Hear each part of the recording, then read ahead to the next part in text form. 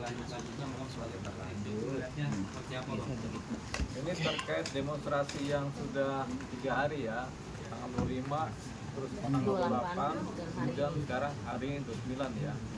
Ini tidak terlepas atau ini terkait erat dengan pernyataan-pernyataan dan perilaku anggota DPR di DPR sendiri ya, yaitu perilaku persoalan kenaikan gaji yang dibarengi dengan tari-tarian dari anggota DPR, kemudian ada ucapan dari salah satu anggota DPR, Saroni, yang menyatakan masyarakat yang menyatakan ingin membubarkan DPR itu tolol.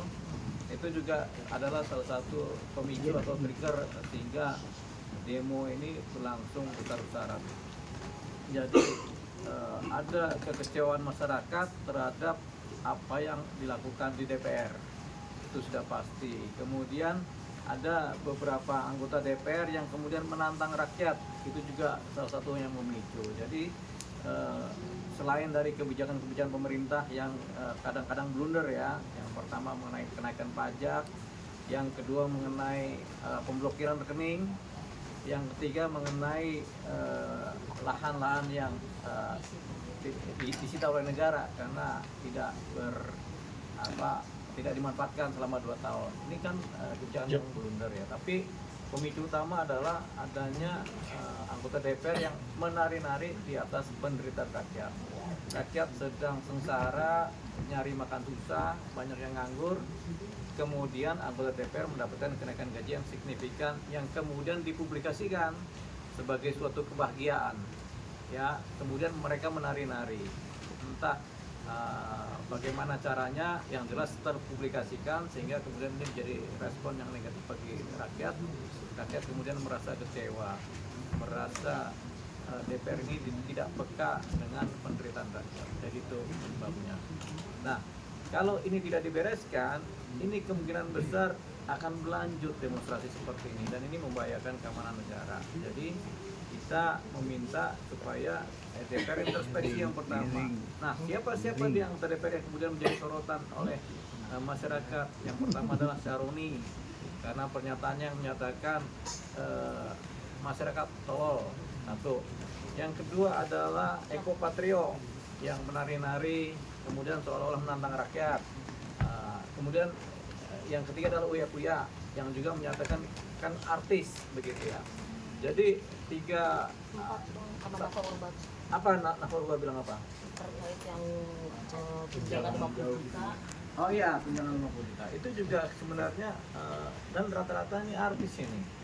Jadi ini suatu persoalan tersendiri. Jadi 4 anggota DPR ini kemudian memicu, men-trigger masyarakat untuk melakukan demonstrasi. Korelasinya jelas ya. Jadi bukan yang sesuatu yang mengada-ada, tapi memang ada korelasinya karena dalam demonstrasi juga terucapkan mengenai pembubaran DPR juga, termasuk nama-nama anggota DPR yang kemudian membuat masyarakat sakit hati juga disebutkan dalam demo. Jadi ini kemudian kita sayangkan anggota DPR macam apa ini yang kemudian kehilangan legitimasi dari rakyat. Jadi kita bisa pastikan nama Saroni, nama Eko Patrio, nama Uya Kuya, kemudian Nafal Urbah juga, kemudian potensi besar kehilangan legitimasi dari rakyat mengenai posisi mereka sebagai anggota DPR. Makanya supaya ini kondusif, kita minta supaya mereka sebaiknya mengundurkan diri di DPR ya. Karena kalau mereka jalan panjang pun di DPR itu sudah tercoreng namanya, sudah dicatat oleh masyarakat, oleh rakyat, oleh dunia medsos, oleh netizen, bahwasanya mereka melukai hati rakyat. Jadi itu tadi, supaya suasana kondusif. Jadi sumber masalahnya di demo kemarin dan sekarang ini adalah adanya kekecewaan masyarakat terhadap anggota DPR yang menjadi sombong dan congkak. Banyak netizen yang mengatakan bahwa akan terjadi kembali Mengulang kembali. Potensi itu ada, potensi terjadinya peristiwa 98. Hanya saja ini kan yang disasar adalah DPR. Yang disasar adalah DPR, bukan eksekutif, bukan pemerintah negara. Jadi eksekutif ini kan presiden dan wakil presiden. Tapi bisa saja kalau ini tidak cepat diredam, tidak cepat ditanggulangi dengan pola-pola persuasif yang kemudian tepat, ini kemudian akan berakibat terjadinya akumulasi lebih lanjut dari demonstrasi yang berlangsung berulang, kemudian memicu eskalasi yang lebih tinggi lagi sehingga berpotensi kemudian peristiwa 98 itu bisa terulang terjadi. Yang disasar akhirnya nanti lembaga eksekutif. Sekarang kan yang disasar DPR. Jadi bisa terjadi lembaga eksekutif kalau eksekutif tidak bijak juga mengatasi persoalan-persoalan ini. Makanya ini diperlukan ketegasan. Kita sudah paham pemicunya memang kekecewaan masyarakat terhadap DPR dan kekecewaan masyarakat terhadap kebijakan-kebijakan yang blunder tadi ya. Jadi itu yang kemudian harus dibereskan baik oleh DPR maupun eksekutif. Kalau lambat dibereskan, eskalasinya akan bertambah besar berkemungkinan. Kalau saat ini yang DPR Kalau aksi demonstrasi pada umumnya aksi demonstrasi kalau kita lihat ada mahasiswa yang bergerak, ada buruh yang bergerak, mereka kan organisasi. Tentunya pendanaan itu pendanaan yang sifatnya internal dari mahasiswa mereka kolektif, dari buruh mereka kolektif. Tapi kemudian karena ini adalah bentuk kekecewaan masyarakat, dana yang paling besar itu adalah dana emosi masyarakat. Jadi masyarakat merasa emosional, merasa kecewa sehingga itu menjadi trigger yang paling besar. Jadi bukan dana uang, tapi dana emosi masyarakat yang kemudian menciptakan akumulasi demonstrasi yang kemudian membesar. Nah, ini yang dapat ditanggulangi. Nah, siapa masyarakat itu? Masyarakat itu masyarakat umum, anak sekolah, anak STM, kemudian anak-anak yang masih muda yang tidak bekerja, banyak yang nganggur, kemudian ojol juga yang pendapatannya sedemikian rupa rendah, tapi kemudian mengalami kekecewaan, termasuk juga kesalahan-kesalahan dalam hal eksiden, terjadinya eksiden di mana aparat kepolisian kemudian menciptakan insiden dan eksiden yang menyebabkan kematian satu orang anggota ojol, yaitu Afan. Siapa namanya? Afan Kurniawan. Nah, kembali kepada siapa yang salah, yang salah DPR, anggota DPR yang kemudian tidak peka dengan sensitivitas penderitaan rakyat, itu yang salah di sana. Nah, kemudian apakah polisi salah dalam bekerja? Polisi tentunya bekerja sudah maksimal sebenarnya berdasarkan protap-protap, tapi karena kepanikan, karena eskalasi yang tinggi, nah akhirnya polisi juga ikut jadi dipersalahkan begitu, yaitu Brimob ya. Tapi sebenarnya mereka ini tidak ada pilihan. Polisi-polisi ini tidak ada pilihan selain bekerja atas perintah kerja untuk mengamankan negara. Tapi mereka tentunya tidak luput dari kesalahan ya. Dan kemarin terjadi kesalahan. Entah disengaja apa tidak, tapi yang jelas salah satu unsur dari kejadian kemarin itu yang berakibat meninggalnya satu anggota ojol, yaitu karena kemungkinan besar kepanikan gitu, dan kelelahan dari kepolisian.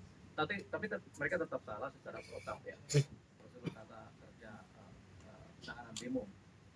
Bang, ini banyak juga yang tadi Polda ingin kami untuk turun, seperti apa pandangan ini? Ya, salah satu bentuk tanggung jawab kepolisian institusi atau lembaga negara, kalau memang ada kesalahan-kesalahan dalam bekerja, ya ada permintaan turun, ya itu sudah memang permintaan masyarakat begitu. Ini juga harus dipahami oleh pihak kepolisian. Ya memang masyarakat minta begitu. Sporadis tentu permintaannya, tapi ini juga bermakna. Kalau memang bekerja tidak maksimal, kemudian terjadi kesalahan, itu yang bertanggung jawab kepalanya, bukan ekornya. Lagi?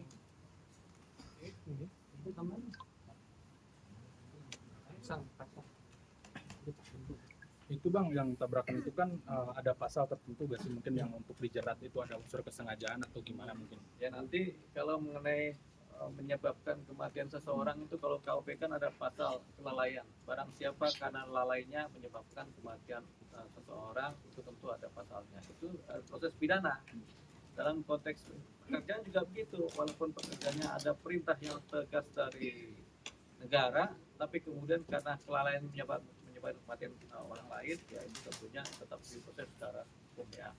Dan itu yang kemudian pertama adalah bidang etik, kedua adalah mencari tahu soal kesalahannya, yang ketiga memang karena kelalaian menyebabkan kematian orang lain ya. terjadi. Dan ini karena menjadi suatu hal yang fundamental yang memang signifikan untuk dibahas ya. Kalau nggak selesai ini kan berbahaya, jadi memang harus cepat dibereskan hukumnya. Tadi kan dalangnya DPR mereka tuh ya. Iya. Presiden juga kan pengen ngebubar. Benar bang caranya bang? Sebenarnya kritik pembubaran DPR itu adalah kritik yang bagus buat DPR. Maksud pembubaran begini, kalau memang DPR ini tidak mampu bekerja, bubarkan ganti yang baru. Bukan kemudian secara stres politika nggak ada lagi DPR. Nggak. Jadi itu adalah kritik. Kritik ini kritik tajam sebenarnya harus disikapi oleh anggota DPR sendiri. Bahwasanya ini kritik yang sebenarnya membangun.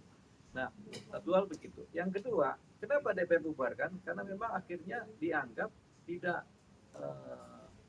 relevan antara kinerja DPR dengan kepentingan rakyat. Tidak ada korelasinya lagi. Karena satu hal ketika rakyat minta diwakili oleh DPR menyatakan dirinya adalah artis. Kan begitu. Ada pernyataan-pernyataan dari beberapa artis, anggota DPR yang menyatakan kami kan juga artis. Begitu. Jadi itu bentuk-bentuk kesombongan dari oknum-oknum DPR yang tadinya adalah artis dan masuk di DPR. Dan mereka belum matang di DPR ini. Kenapa? Karena mereka masih mencampur adukan antara keartisannya dengan tugas dan tanggung jawab mereka secara profesi sebagai anggota Dewan Perwakilan Rakyat. Karena mereka masih belum bisa membedakan mana tanggung jawab DPR, mana tanggung jawab artis, ya akhirnya terjadilah penyatuan, percampuran ya, kepentingan ya, yang akhirnya kemudian dianggap berdampak negatif dari perilaku mereka yang tampil. Jadi mereka anggota DPR tapi tidak berperilaku sebagai anggota DPR, tapi berperilaku sebagai artis. Dan ini banyak. Nah ini yang kemudian kita kritisi, yang begini-begini akhirnya timbul menjadi pemicu ledakan demonstrasi. Makanya kedepannya kita harus hati-hati memilih anggota dewan.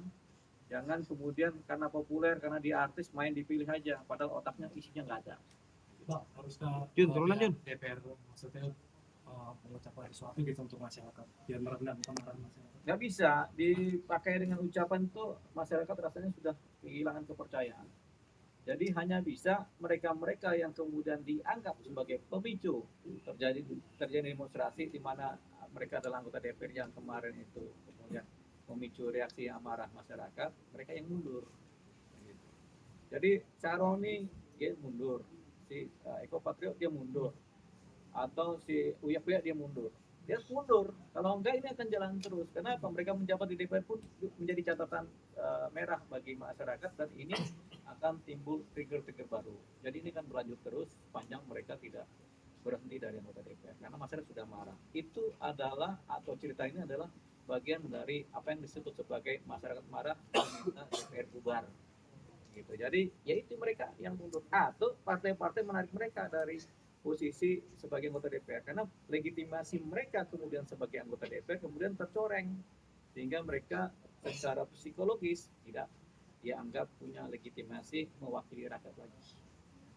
Bang, netizen juga ragukan nih bang, 7 pelaku yang udah dirilis itu katanya itu peran pengganti atau beneran BRIMOB? Nah, mereka benar. Polisi sudah bekerja secara baik ya sebenarnya. Sebenarnya polisi sudah bekerja secara protap ya. Tapi kemudian karena faktor kelelahan, faktor kepanikan, atau faktor upaya menyelamatkan diri masing-masing, sehingga mereka melakukan kesalahan. Dan ini kita tetap menganggap sebagai suatu kesalahan yang dilakukan oleh aparat kepolisian. Kalau melihat dari Roni yang tiba-tiba pergi keluar Negeri Singapura, Bang. Siapa? Emang melarikan diri? Betul. Ada faktanya. Ada, udah beredar. Kalau ada faktanya Roni melarikan, si Roni melarikan diri ke Singapura, ya dia memang penakut.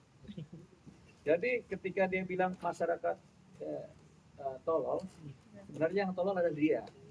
Jadi dia tidak bisa membedakan bagaimana kemampuan otak bekerja, bagaimana kompleksitas kehidupan bekerja. Jadi main sembarangan aja bicara tolol. Jadi yang tolol adalah Roni sendiri. Makanya dia harus mundur dari DPR. Kalau enggak, ini DPR akan tercoreng terus. Kita pasti jamin ini DPR tercoreng terus dan berbahaya untuk kedepannya. Yang tadinya masyarakat menyerangnya DPR bisa berubah menjadi menyerang lembaga eksekutif yaitu pemerintah. Ini yang berbahaya. Dan ini bisa chaos. pada satu titik. Kalau tidak cepat-cepat diredam oleh eksekutif sendiri sebagai lembaga yang kuat kan. Oke, cukup. Ya. Terima kasih Bang. Jadi ini kita misalnya nggak ada kan?